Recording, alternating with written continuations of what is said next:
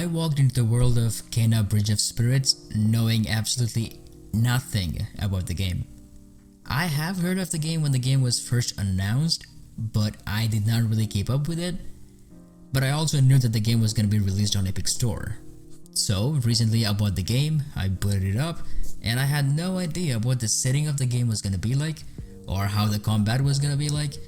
And I honestly really thought that this game was going to be some simple action adventure game that I could just finish up in a few hours and then just be my way. But boy, I was so wrong. After spending about 18 hours into the game, I can say that this game has truly surprised me and surpassed many of my expectations. But this is not to say that the game is some kind of a masterpiece of this generation or does anything groundbreaking in any aspects, but it does a lot of things right, perfecting the elements of action-adventure genre and implementing Metroidvania aspects to the game. Let's start off with its visuals, okay? Now, I was playing this game on a GTX 1060 with a Core i5, and let me tell you, this game looks absolutely stunning. Whether it be the bright and green and vibrant outside world, or the dark and mystic interiors, you will be blown away by the game's visual design and how well the color balance looks like.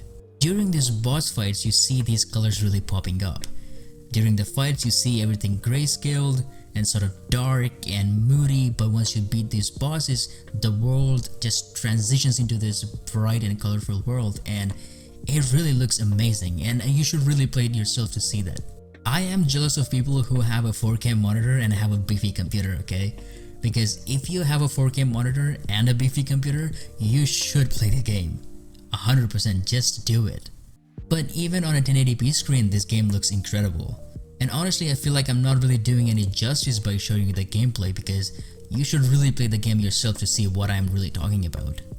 Now, like I mentioned earlier, this is not really doing anything new or anything different in terms of visual design, but it is just a purely efficient use of color, space, and just developers just knowing what they wanted to show you in the world, and that's exactly what they did. This is a very linear story and very story-driven narrative game set in this small village, but the visual design really makes you feel like you're in this massive world and you really want to explore every bit of it.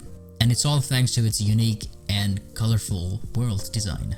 There are multiple areas that you get to travel to while you play the game, and each area has its own unique style and visual design. Even though they feel distinctive enough, you still feel like you're part of the same village that you start out in, and it really sets in the image that they wanted to show you, the village environment that they wanted to show you, and I think they did a fantastic job with this.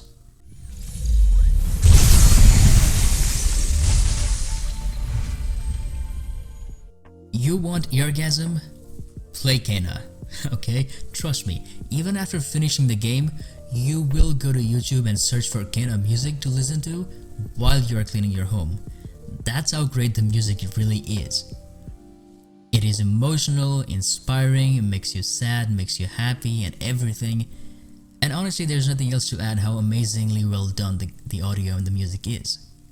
Except I did notice during the cutscenes when the characters are speaking to each other, the music was a bit louder than the dialogues, which was very annoying because half the time I felt like I was missing some important narrative dialogues while the music being very loud than the dialogues themselves. But that's the only issue that I have faced. I haven't really seen anybody else talk about it, so maybe it's just me, but that's the only thing that I find kind of odd. But all in all, the music and the audio was fantastic throughout the game. Now let's talk about the most important aspect of the game. The bread and butter. The guacamole to my nachos, the whipped cream to my hot chocolate. The gameplay.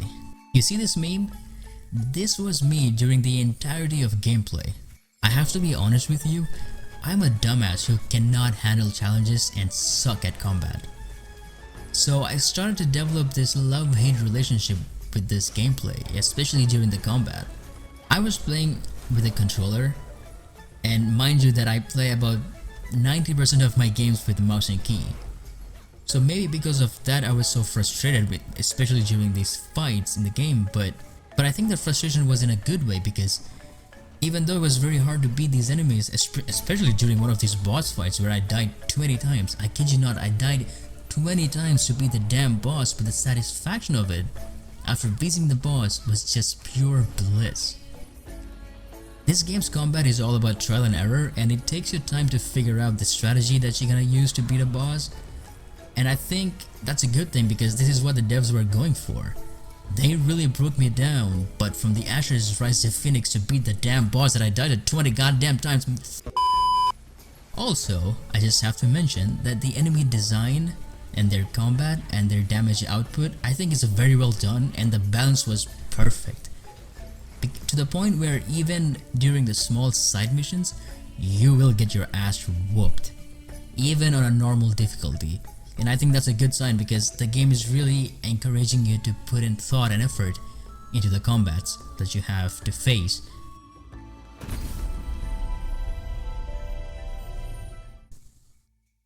You play as Spirit Guide Kena. As a Spirit Guide, it's your job to guide the spirits and understand their difficulties. You are in search of a mountain shrine that leads you to this village, and that's where I stopped because I do not want to talk about the main story because I really want you to explore it, but I think the story is the weakest part of the game. Now, it is not a bad story by any means, it is still far better than many of the garbage games out there. But I don't think that you will remember the game for its story, rather you would remember it for its gameplay, visuals and everything else it has to offer. Of course, the game has some of those dramatic beats, cinematic views, which are great, but I think the story is not the core of this game. And that's fine because everything else really makes up for it. Also, I felt like the story was very short. After finishing the game, I felt I wanted more, I wanted to explore more. But of course that's understandable because the game's developers, Ember Labs, the studio behind the game, are an indie studio and the scope of the game was much smaller, and that's a good thing honestly because they knew what they wanted to convey through the story and that's exactly what they did. But perhaps in the future, if they do decide to make another Kena game, I expect to see a bit more. I want to see more places to explore, a much more emphasis on the larger narrative of Kena.